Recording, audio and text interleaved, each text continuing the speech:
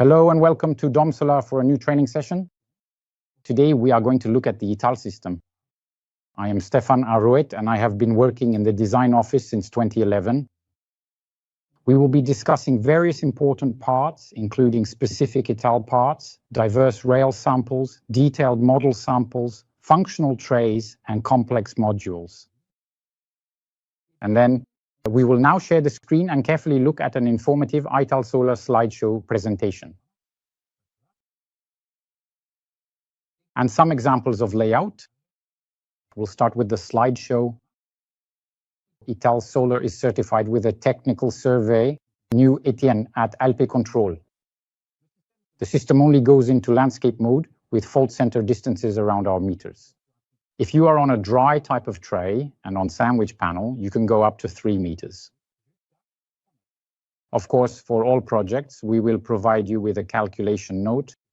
So when we're in the pre-study phase, you need to give us as much information as possible about your roof, the technical data sheets for the modules, and the technical data sheets for the tray you will be installing. And don't hesitate to visit our website to download the ETM, because we regularly add photovoltaic modules. So all of that is regularly updated on our website. We're talking about spans, purlins with 2 meter spacing, wooden purlins, metal purlins, either thick or cold formed profiles. The path with thicknesses ranging from 2.5 to 3 millimeters. And of course, we need this important information before any pre-study. Be careful with Ital, we're dealing with trapezoidal sheet metal, 250 or 333 millimeters between the ribs, and rib heights between 40 and 45, even down to 35 now because we also regularly add new sheets. So don't hesitate to visit our website, as I keep reminding you, and download this well-known ETN. What you really need to pay attention to with Ital is the width of the rib on the sheet. Here, I'm highlighting it, less than 26 millimeters, and it's this measurement. That's important. As soon as you're above 26 millimeters, you can't use our system. After the base, as soon as you see 80 here, you're around 75 to 80, and the heights, as I mentioned, are between 35 and 45. If your sheet doesn't meet the certifications, we can always try to prepare a calculation note. Be sure to provide us with the thicknesses, because depending on the thickness of the sheet, we might be able to go up to 1.80 meters, maybe if it's 63. Hundredths, 1.80 meters in Traxopan, maximum. And no matter the location, it's the thickness that will determine it for us. In fact, whether we can go up to 1.80 meters or maybe less depends on that. That's why we need as much information as possible during the preliminary study. About the location, the GPS coordinates. If you only specify the department for the location, that won't be enough. We really need the exact location, the GPS coordinates, the structural plans, the heights, the ridge height. If there are any cladding sheets, don't hesitate to send us photos of your roofs, the slopes of the rafters, basically, everything that should appear on a plan, the slopes, the type of purlin. Of course, he will also provide us with the technical data sheet for the module. And your layout plan, keeping in mind that with Ital-Solar, you should allow 9 millimeters between the modules, whether along the slope or between the columns. That's the minimum we require. If you want to leave more space between the columns, please make sure to let us know during your preliminary study, because we'll also base your calculation report on that. So for Ital, we need to position ourselves before the ridge flashing sheet metal, so your rail will stop before that point. By default, compared to the top of the ridge, we allow 30 centimeters and consider that as a restricted area, 30 centimeters. And at the bottom, it's at the edge of the tray. You can easily start at the bottom of the tray. Knowing that more and more technicians are also paying attention to their safety. So if we can avoid attaching to the wall plate or eaves purlin, that's even better. And leave a bit of space so that technicians can get through. Also, don't hesitate to leave a little space at the edge. There you go, but in any case, your module can go right up to the back edge. It must stay within the dimensions of the tray and especially not be outside the edge, higher than the ridge, or lower than the tray at the eaves. Make sure to send us your photos and still go check your roof before the preliminary studies, because often there are mistakes. People send us plans. And once the equipment is delivered and the technicians start installing, actually we don't have the right purlin spacing. They also discover either skylights or lifelines close to the ridge, which can compromise your system and make it impossible to install. Be careful when you are working with sandwich panels. When you are using sandwich panels, there is a certain thickness to the sandwich panel. For your project, make sure to send us that information. Here again, we've had some feedback where the roofer installed a sandwich panel with a thickness of 120, while we had done the study with a thickness of 50. So that's going to be, it was not communicated properly from the start. And so inevitably we will provide the wrong screw if that's what you want. The screws for the purlin are optional. If you want them, you need to make sure to let us know. The screw that the roofer used, especially for panels without battens, and even more so if it's a wooden purlin, because we will send you a default screw if we don't have the information. And it could be shorter than the one the roofer used. And unfortunately, you won't be able to use it as a replacement for the existing screw. If ever not all the corrugations of the sheet are fastened, as a last resort, you can use the screws we've provided you, of course, with the correct reference for the sandwich panel and its proper thickness. Also note that Ital cannot be installed with roof hooks or staples. You won't be able to install the system. So make sure to check this information in advance to know how and whether your sheet is already installed with this type of fastening. As I was saying, we need as much information as possible for the preliminary study, such as the purlin spacing. In DWG format, it's even better since we can see things more quickly and carry out the study faster and check how our rails will be positioned. So make sure to let us know if you have a single pitch, double pitch, or double rafter roof, or if there are any adjoining buildings. We really need as much information as possible about all of this. And the type of purlin, whether you have thin or thick purlins. After each study and once the quote is signed, we provide you with a final layout plan along with a parts list. The gaps we set between module columns, by default we use 9 millimeters if nothing has been specified to us, but you can choose whatever spacing you want between the columns as long as you let us know during the preliminary study. Next, we'll look at the stitching screws because Ital has the particular feature of being fixed to the purlin, but also at the top of the tray, meaning that we add stitching screws to our rails. We provide you with the layout plan showing the modules and the roof dimensions you have given us. We will position the generator according to your requests, or if not specified, we will try to center it on the roof. And then we will indicate the rail codes and the spacing between the rails, because at Ital-Solar, you can have any type of rail with a special feature. We have 3 rail sizes, 3.30 meters, 3.45 meters, or 3.60 meters. And depending on your modules, we will provide you with one of the 3 rails. However, on site, you will need to cut the rails to size. So be careful. You must cut them on the ground, never on the roof, because all the aluminum shavings you create by cutting on the roof will burn your dry tray. No cutting on the roof, always on the ground. And you might have different lengths of cut rails, but this will always be indicated to you on the plans. And we will also look at the stitching screws to add, which are placed, these stitching screws, under the module mounts. So here, if we take a closer look at your generator, you actually have the purlins here drawn in blue. So these are your purlins. But you will actually need to add stitching screws here and here.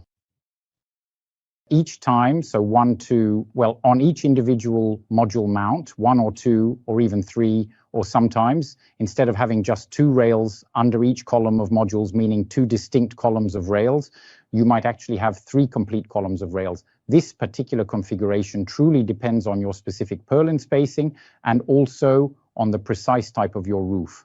But again, this crucial information will be clearly indicated to you in the comprehensive project plans, and we will certainly see this in the practical examples I have prepared to show you during this video.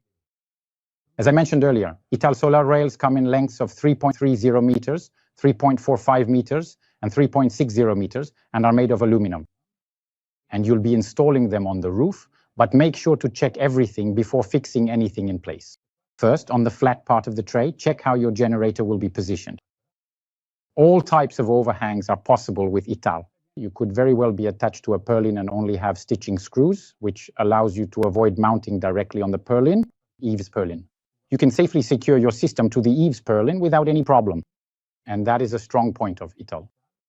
Be aware that you have small intermodule fasteners, and I can already show them to you on the screen. We'll do a quick overview of the parts. So here I have a small model of Ital with a rail, obviously in miniature, mounted here on a purlin, let's say. The gasket that you will need to add to each rail. We'll look at that in the presentation. The CTR, the generator base, has two functions. It will also be used to ground the rails, and it also serves a function for the bottom of the generator, where you will need to install your external mounting. The external mountings that you will find at the top and bottom of the generator. You can see that Ital sets itself up automatically. I have a small example. With Ital using two fingers, you just into the edge of the mounting, into the edge of the rail, and you place it right here. Here with the generator, you will always be supported by the well-known CTR here, always supported. And then on the outside, of course, at the top of the generator, if you are here in landscape mode, so always with the mountings in this direction, you have installed a CTR and the universal mountings, which are used to secure everything, of modules with this well-known malt clip, which allows you to ground your module frames via the mounting and the rail. Don't forget that you can also ask Ital-Solar. Don't hesitate to contact the sales team for cable glands. They might be useful for you. So take about 1/3 as many cable glands as you have modules. If you have 100 modules, you take about 33 of them. I'll quickly introduce the CTM to you. We won't come back to it later. The CTM, in fact, you only need it if you have, thank you, a single module, a column of one module, since with one module, you'll only use exterior mounts, and that's without the clip. So we add this famous CTM, which is placed under the frame of the module. So you will have to carefully bring a specific green-yellow wire, ensuring it goes under the CTM, which is the central terminal module. You will then securely connect it precisely here, underneath the CTM, and subsequently attach it firmly under the robust frame of the module right here in order to effectively ground your entire frame. And of course, you will absolutely need to utilize a specialized component, specifically a CTR, which stands for a connection terminal rail. This essential rail is required to connect to the main rail system that is already present here in order to effectively and reliably establish the crucial connection between the module frame itself and the aforementioned rail. All these essential parts are securely fastened with a precise 3mm Allen key, specifically for the CTRs. And for the CTMs, a robust 5mm Allen key is utilized for the universal and exterior fastenings. Don't forget that it's forbidden to use impact drivers or wrenches to secure your tray, whether it's your tray or your rails. It damages your fastening head and your self-drilling screw head. It won't break the day you install it. The thing is, it will break later. In 3 or 4 years' time, it breaks the screw head. Once you're on the roof, once you've been given the layout plans, you'll need to check your slope and compare it to the plans you've been given. For example, here we're on a roof that's 20 meters long. You'll need to measure the width of your roof from edge to edge. Check your generator. It's about 16 meters around the 16 meters. And first, precisely mark the exact spot where you are going to meticulously begin your very first column of solar modules. Always be extremely careful and pay close attention to the precise measurements that are specifically given for your roof.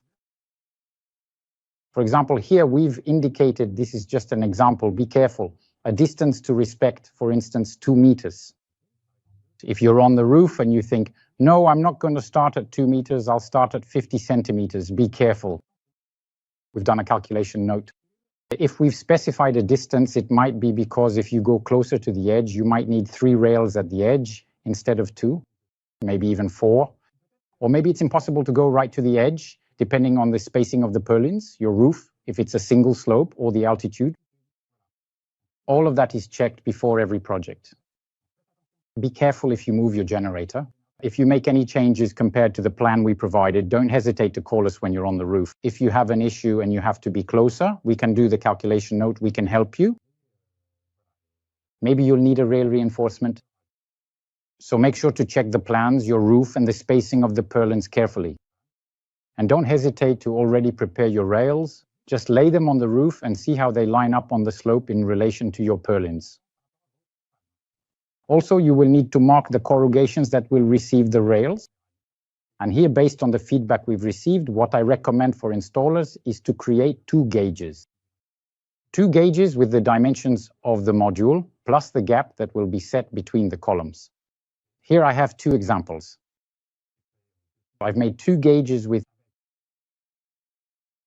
the gap that I'm going to set between the columns. And on one side of the gauge, on the other side, if you look at the other side, I don't have those specific gaps. So for example, this gives us a first reference point.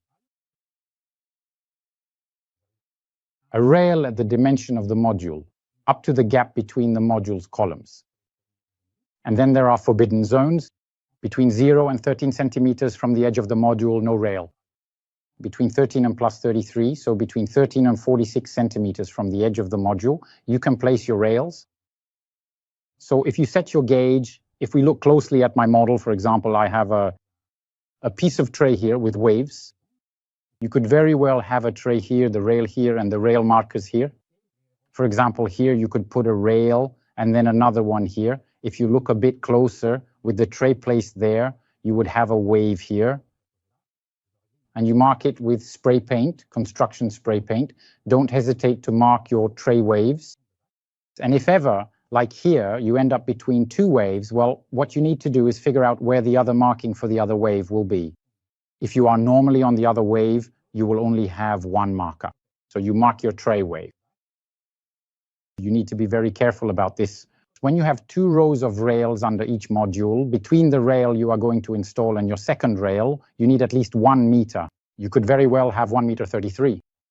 Be aware that you might have reinforcements on your project. As long as you have 1 meter or 1.33 meters on the outermost rails, let's say, under your module columns, the other rail, no matter where it is, you can put it wherever you want. On the other hand, if you start at the edge, if your project, let's say, is at the edge on the left side and your first rail is here, your second rail, if there's a reinforcement, if you have 3 rails, don't hesitate to put it in. On the wave, right next to it. And then the other one might have 2 waves or 3 waves. It's not a big deal, but especially at the edge, it's better to have 2 rails side by side than spaced apart. And then you come back. Of course, you need 2 technicians. So for the first rail, you hold it. The second technician comes to the end with the gap here, as you can see, of 10 millimeters or 9 millimeters. And then you mark as you go along and you come, you hold your rail and you transfer your rail step by step. Of course, you have to hold them well. Don't let go of your rail too quickly or you'll actually lose your reference points. And you mark with spray paint using 2 colors. Take 2 colors of construction spray paint, 1 color to mark the waves and another color to mark, in fact, the gaps between the modules, and you number your columns as you go along. So with construction spray paint, so be careful with your reference points. Make sure you have the 1 meter marks correctly. Under the modules, so here the 1 meter marks, your reference points here, the rail we marked here, your reference points. And then if your reference point happens to fall here between 2 waves, you check if your reference point, for example, is here. We'll put it here. Let me summarize a bit what we've seen. If your reference point is here between the 2 waves, don't hesitate to check the other one. The wave next to it, which might be here, and you mark your tray directly. Here, I'm going to mark it here.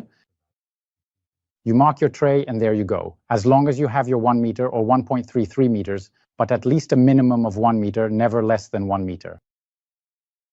If you're at the edge, you take 1.33 meters, for example, for the first rail, and then you make a wave for the second row of rails, and then the third, and there will be at least 1.33 meters between the first and the second rail. Your column spacing here, make sure to let us know, because by default we set it to 9 millimeters. If you want 20 millimeters, it's important to tell us, but we do mark the reference point, and that only applies to a single rail. You'll find your reference point actually at the ends, but only on one side of your rails. And as I was saying, 2 spray cans for the site for 2 different colors to mark your waves and mark the spacing between the modules. And then don't hesitate to number your columns, 1, 2, 3, 4, 5, all the way to the end.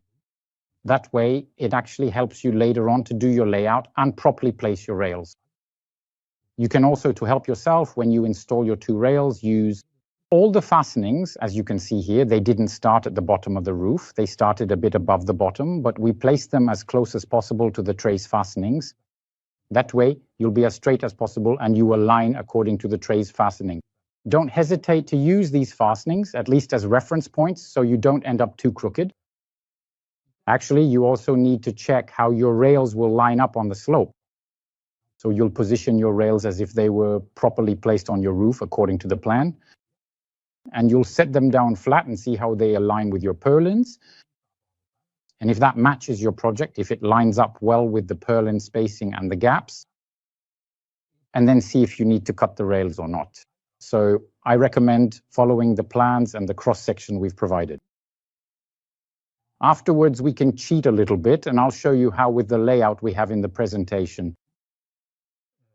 There are rules to follow and things to check carefully before starting. For example, the first rail, between the end of the first rail and the other end, so the top of the rail. And make sure you always have the correct spacing. If you were to start installing the rails, you should place the first and the last one and make sure they're properly aligned, of course. Don't hesitate before fastening to check your overhangs to get off to a good start and your diagonals. In fact, to check your diagonals, even without fastening anything yet, you can already check your distances and your diagonals, because your diagonals from one end of a rail to the other, top and bottom of the rail, should be identical. And then you could very well use a chalk line or use the well-known bottom generator CTR as a guide. We'll see that in a moment. You can definitely use it to align all your rails. But first, set up 3 sets of rails at the ends of your roof and in the middle. Now, depending on the size of your roof, of course, if it's 100 meters long, you'll have to do this several times. But if it's around 30 meters, you can easily set up the first column of rails, the last column, and then the one in the middle without cutting them. Without cutting them, first check your alignment and how you're going to start. And once you're sure, you can move on to cutting the rails. So always cut the rails on the ground. And you can actually prepare your EPDM joint on the ground, which you place at the upper end of the rail. So your joint, in fact, you'll find it here, obviously on all the rails. Oops, sorry, I drew that wrong. Around each rail, obviously all your rails, whether they're 30 centimeters, 40 centimeters, your rail on the slope, or 3.30 meters, you only put it at the top. So for example, here I have a sample rail. Of course, it's not the exact size. I have the large extensive coil arriving at the construction site. It is approximately 25 meters in length, the coil itself. And what you do, don't hesitate to take a tape measure and measure out 25 centimeters. And 25 centimeters, you only need 25 centimeters of joint here, and you just have to put it at the unit ends. Normally, you always have a little extra, but it depends on the setup. Sometimes you have just enough. They won't give you an extra coil. If your cut is here, if your top rail, no matter, your rail is the same all along, but you only put it on one side, you place it flush with the rail, and you come like this, preparing them on the ground. You can very well prepare them on the ground, and then you position your rail on the slope. If you're working on the slope like this here, the height here, and always upwards on each rail. This can already be prepared on the ground. Of course, when you install your rails, you'll also have to remove the existing screw and bracket. So in fact, you will have a sturdy bracket to carefully remove along with the existing firmly secured screw. This process requires attention to detail. What I recommend is that once you remove the screw and the bracket, if your rail also falls into place, you should mark the spot on the tray with a small marker, where the screw is actually fixed into the purlin. That way, when you reattach it in the same spot, you can use the existing hole. So if you have a dry tray type, you can easily reuse the roofer's screw.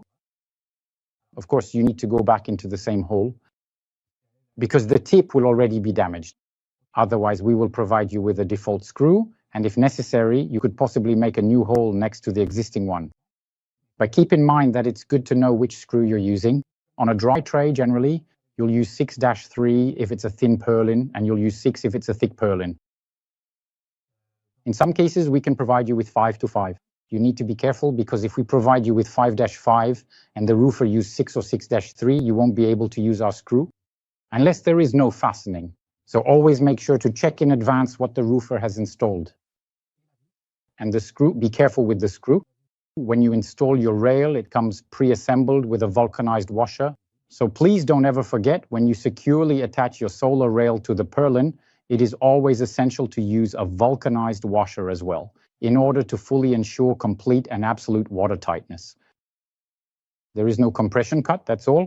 When you tighten it, you'll notice if it's too compressed or not enough, but you do need to press it firmly against the rail, because water, when there's no rail, water will fall off the wave of the tray regularly and very quickly. But when there's a rail, the water spreads out, and actually the water flows along the entire rail. So pay close attention to water tightness. And above all your rails at the bottom of the generator must be perfectly aligned. So either you use the Cordex and manage to mark your tray waves, or you use a chalk line. And you can also use the bottom generator CTR at the end of the rail to help you. But here it's absolutely essential that your rails are perfectly aligned, because all your CTRs will start at the end of the rail. You actually have very little leeway to install this CTR. And in fact, it's designed to be placed at the end of the rail. So I won't hide from you that at the end of the rail, at the bottom of the generator, your rails can be perfectly aligned along the entire edge of your roof, so along the whole length of the roof. Impact drivers are forbidden, only standard screwdrivers are allowed. Next, once you've secured your rails, all the bottoms of the generator, you've fixed the middle of the rail, the top of the rail, you can move on to the seam screw. We'll also look at PDF examples. We'll talk again about the seam screws, and we'll also discuss the specifics of the generator and the bottom of the generator, including the rails extending beyond the module. But once you've put in your purlin screws, you move on to the seam screws. And by default, you start 7 centimeters from the bottom of the generator, from the rail. You have a first seam screw. So if you're at the purlin, you don't put in a seam screw, but you can already make a release. Do this on your rails, your modules. If they're 1 meter long, it's every 1.09 meters. There's a 9 millimeter gap along the slope. Between your modules, that's due to the fastening. And it will be indicated on the plans whether you need to put 1 or 2 spaced 2 centimeters or 5 centimeters apart, but at least 1 seam screw under each module fastening. So roughly every 1 meter, more or less every meter. This should be checked against the layout plan that was provided to you on the second page with the spacing of the seam screws. If you end up on a purlin, obviously, there's no need for a seam screw. And around the purlin, if you have a seam screw that falls within the 10 centimeter zone all around the purlin, again, there's no need to add an extra seam screw. Beyond 10 centimeters from the purlin, you should add a seam screw. Don't hesitate to mark the chalk line on each rail, since our rails on the slope are not joined together. There is a gap that must be respected according to our plans. Don't hesitate to snap additional chalk lines to properly align and place your seam screws. Afterwards, you can very well install a first column of rails. And then as you go, once you've put in all your screws, mark and go face to face with the screw. At least for the seam screws, if you're off by 1 or 2 centimeters, it's not a big deal. At the very least, it saves you from having to snap the chalk line again. But don't hesitate to use that famous chalk line to make sure your screws are well aligned. As for the seam screws, what we provide you with are Fino screws with a head, hex 8. The hex heads for the screws in the purlin are often size 12. Sometimes they can be size 10. On sandwich panels, often the large screws can be size 10. They don't necessarily have to be size 12. But otherwise, for the seam screws, it's 6.3 by 38, maybe hexa 8. So you have to add that. These are self-drilling screws. Whether it's the screw that goes into the purlin, you don't have to pre-drill your rail. You can drill the rail directly. It will attach to the tray for the seam screw and the screw into the purlin. And then from time to time, you'll have projects where you add micro inverters or optimizers. I'm going to show you one here. For the optimizer, we provide you with a part. So If you have a project with an optimizer, don't hesitate to ask us for it beforehand upstream, because often it's only after the order is placed that we get told, oh, I also need an optimizer. So we have the special part for the optimizer with an EPDM gasket, since that's what's recommended by the manufacturer of the optimizer or microinverter, along with its small washer here. You place it between the washer and the gasket and then tighten it. Just like with the module fasteners, you attach it to the rail. And what you need to be careful about with the optimizer is to keep an air gap between the rail here and the tray. So be careful. Always keep an air gap of at least 1 centimeter between the heatsink and the optimizer. If you place your optimizer too close to the tray or too close to the rail, it will quickly go into protection mode. So pay attention to that air gap. Once you have installed the optimizers, you move on to grounding the system. Your rails have been attached to the purlin. You have also added the stitching screws. So it's much easier now to precisely place the CTR in the absolutely right spot to effectively ground all of your essential rail columns and all of the connecting rails.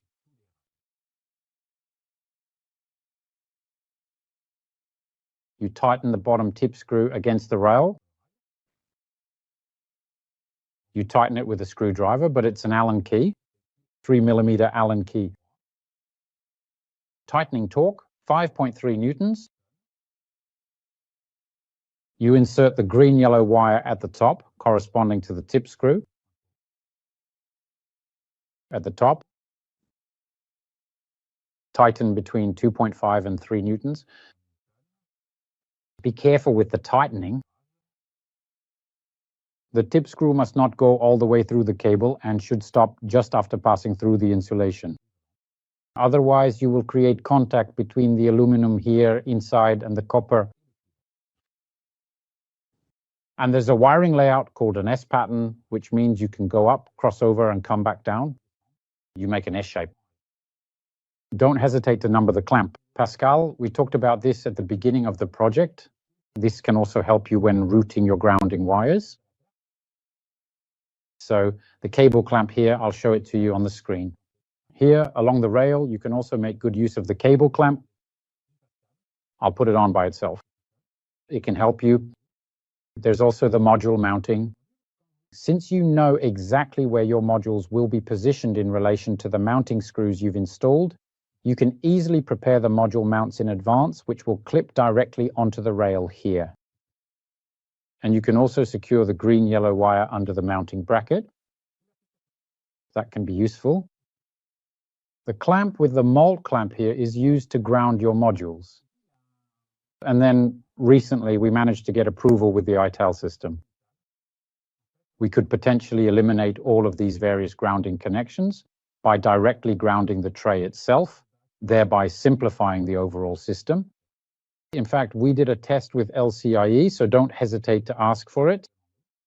However, it's up to you to check that there is proper continuity across the entire roof on the tray, from the top end of the tray to the bottom end on the other side, and that by establishing a grounding point. So of course, I didn't do it on an entire roof. I did it as a test with the LCE, but nothing is stopping you from checking it yourself beforehand.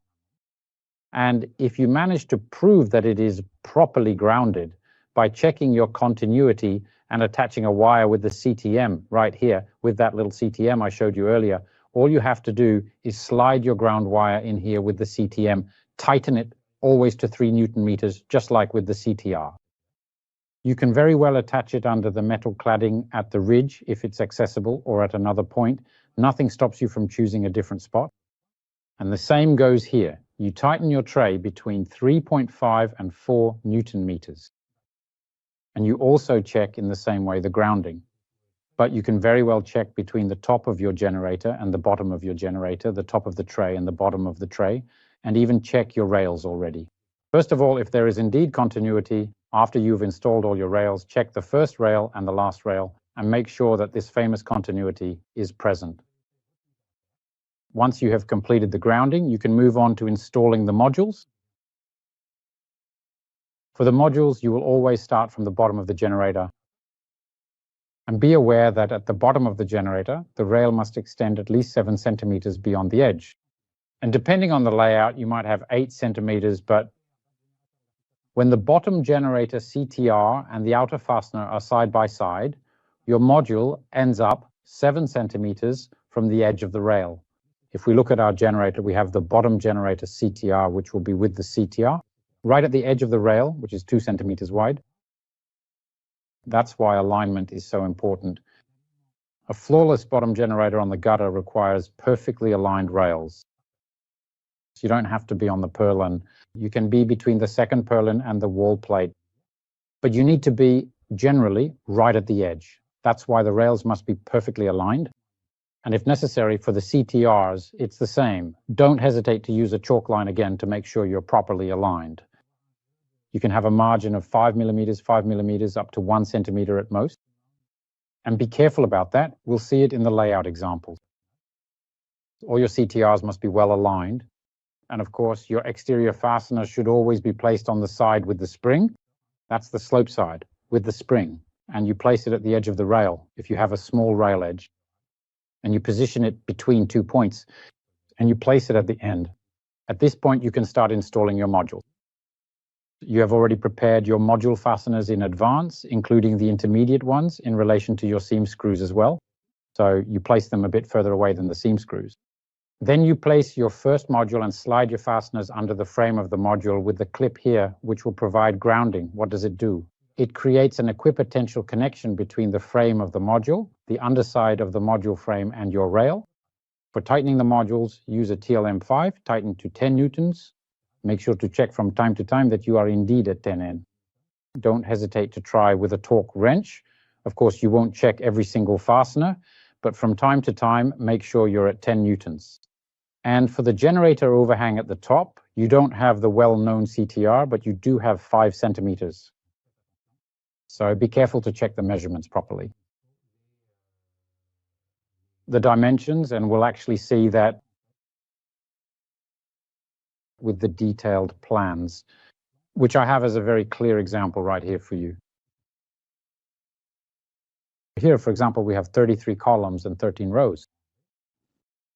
So you'll need to carefully check the measurements here. We're at a certain number of centimeters from the edges. That's already about checking your roof dimensions, your generator dimensions, and making sure you've placed the rails correctly. Then you will be provided with a comprehensive layout plan.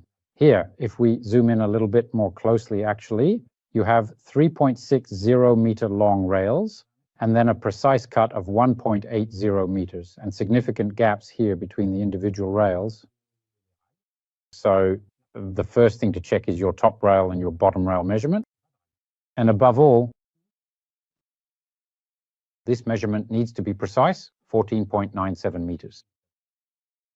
That's between the top end of your rail and the bottom end of your rail. So ideally 14.97 meters. If you set it at 14.98 meters, it's not a big deal. But keep in mind that you don't have much leeway here and here. So you have a little bit of margin, really just 1 centimeter, no more. And that's mainly because your modules are now 1.134 meters. With other modules, you might have more leeway, but be careful. When you see a layout plan like this, don't hesitate to ask us for the DWG files. If you have the ability to check the DWG files, don't hesitate to request them, and maybe you'll be able to adjust things rather than having 7 centimeters, because here, if we zoom in here, actually, between the end of your module here and the end of your rail, you have an overhang of 7 centimeters here, and you have an overhang here. Between the end of your rail here and your module here, you only have 5 centimeters. So pay attention to this measurement. 1 centimeter, 14.98 meters or 14.97 meters, that can work. And you can very well have 8 centimeters, but no more, especially with large modules. And then the joining screws, earlier I mentioned the joining screws to you. Well, you're going to have some here. You see here, we're not attached to the purlin. Sill plate in blue, the purlins are shown to you. And here you have the sill purlin. We're not attached to the sill purlin. So you'll have a joining screw here, a joining screw there. Now I'm going to zoom in a bit. It's a little on the outside, but that's okay. So you have a joining screw here, a joining screw there, a joining screw here. Now here, you'll need to check if you're less than 10 centimeters away. No need for a joining screw. If you're more than 10 centimeters away from the purlin, add a joining screw.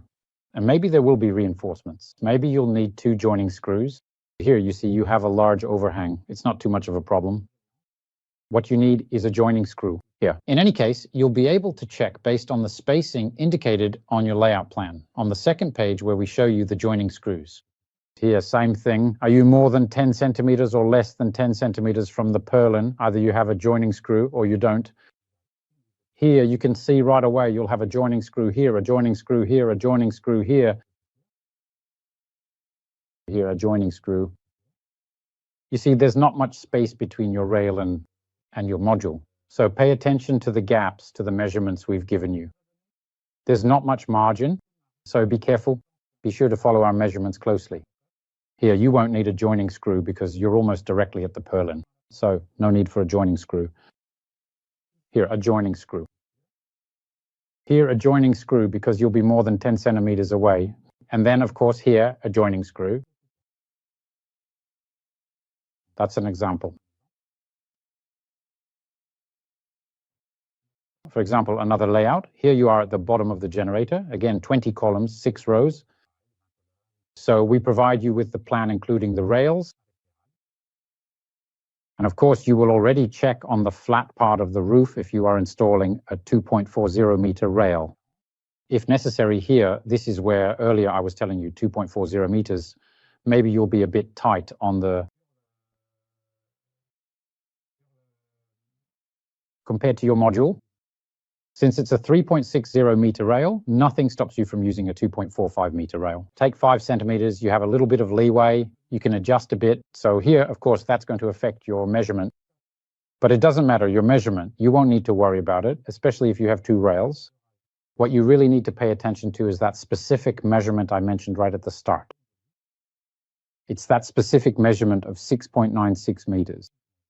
6.97 meters, if you go with 6.97 meters, it'll work. 6.97 meters, even if you go a little over 6.97 meters, be careful, you might end up with a bit more than 5 centimeters here. What's interesting here is that you'll have a bit of play. You could get your desired 8 centimeters instead of just 7 centimeters. And then here, a bit more in relation to the purlin. You need a good grip on the purlin, so don't hesitate to go with 2.45 meters. When you see a diagram like this, you think 2.45 meters, that could work. Yes, indeed, 2.45 meters could work. Most importantly, you won't have to add a stitching screw. You'll have your famous seals, as we mentioned earlier. You'll have an EPDM seal here, don't forget it. And here, of course, under the rail. Above the rail, it's under the rail that you need to glue it. Here, an EPDM seal, and an EPDM seal here. So nothing stops you from using 45. And then the stitching screws. Now here, you can't see very well at the top. You'll have a stitching screw here. A stitching screw here if you're less than 10 centimeters away. A stitching screw there. And a small stitching screw located here and here as well. Be careful, we've given you measurements with your module for the distance from the edges. If you want to go close to the edges, maybe we've recommended you use 3 rails, so be mindful of that. So for example, here on a project, we're going to outline the entire generator in red. So what does that mean? Doubling each of the screws. So actually here earlier, I drew it with just 1 screw, but actually here you have 2 spaced 5 centimeters apart. Here are the screws. So here you would have in another color, so you can see better, you would have a stitching screw here and here spaced 5 centimeters apart. Now maybe if you're less than 10 centimeters apart here, and then here, the same thing with stitching screws. If you're less than 10 centimeters apart, but if you're more than 10 centimeters between screws, it's not necessary. If you're, less than 10 centimeters apart, you don't need stitching screws. If you're more than 10 centimeters apart, you do. Of course, you'll need 2 stitching screws, but here you're more than 10 centimeters apart, so 2 stitching screws. I'm not really well positioned in relation to the rail, but let's zoom in a bit. And so, same thing here. 2 stitching screws spaced 5 centimeters apart, and same here, 2 stitching screws spaced 5 centimeters apart. Let's move on to the third project. So, same thing. Here we have 22 columns and 13 rows. And here we just noted that when rebalancing, you had 3 rails. So what's important is that we'll always come back to this measurement for the first and last rail. Always be careful, 14.97 meters if you do 14.98 meters.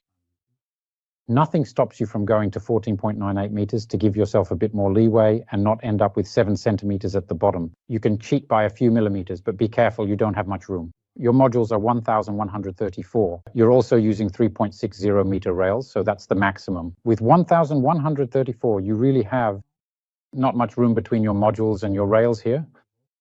You have 8 centimeters, no more. And the same goes for your cuts. The EPDM joints. Earlier, the EPDM joint, you'll have some here, on this rail, here, on this rail, basically on all the rails. I'm only showing you one column of rail here and still 25 centimeters here, and that's it. So on each rail, no matter the cut, always 25 centimeters of EPDM joint. And then the seam screws, same thing. Now, you need to check if there will be reinforcements, but you'll have seam screws. Obviously, if you're less than 9 centimeters, still no seam screws, but as we saw earlier, so seam screws here, here, and here. And then the reinforcements, we'll indicate them for you as well on the rail page. We'll put 3 rails per menu column for you. So either it's the whole generator, but when we draw a red rectangle for you here, you can see it here. In fact, this corresponds to the edge columns, and often there are reinforcements. Now, it depends on the purlin spacing, but it also depends on your roof, for example, if it's a single slope. It depends on the altitude, whether it's due to wind or due to snow. But in any case, we'll indicate them for you. That's it for these examples, because we're coming to the end of this presentation. So we've covered the rails and the modules. As always with the modules, you start from the bottom of the array. To install your modules, it's always the first row, since you start with the outer clamp and the bottom CTR of the array. That's what will set the pace and your alignment. What you need to remember from this training is no fixings at the ridge. Your rails stop before the flashing sheet, so be very careful about that. Allow for a 30 centimeter margin when you have a ridge. Your rail on the slope. At the bottom of the array, it extends 7 centimeters beyond the module, and at the top, it extends 5 centimeters. And note that between each row of modules, you have 9 millimeters. So already you can get an idea of your layout on the slope, whether it fits or not. You can fasten it regardless of the overhangs, as long as you're anchored to at least one purlin.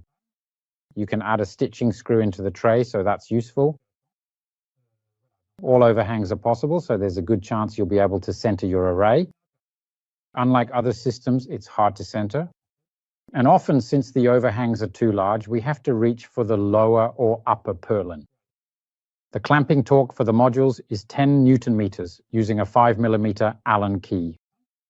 And for the lower CTRs of the array, it's a different key. A 3 millimeter Allen key with a tightening torque between 2.5 and 3 Newton meters. Be careful, I didn't mention it earlier, but for the CTM, if you ground your tray, the tightening torque should be between 3.5 and 4 Newton meters. But don't hesitate to ask our sales team for the certificate during the study phase. We have that recorded on our end. Feel free to visit our website if you want to download the TN. We often make module amendments. Every month, we regularly have module amendments, so don't hesitate. Go ahead and download it regularly.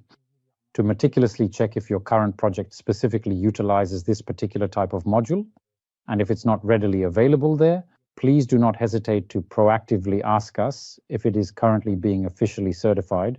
We consistently and regularly update our comprehensive Ital-Solar system whenever we have any module amendments or significant modifications. Also, feel free to visit on our comprehensive website by utilizing this powerful search engine. You'll actually be able to, by simply clicking on it, effortlessly check whether your specific module is indeed part of the official certification process. For example, I just typed in any random module.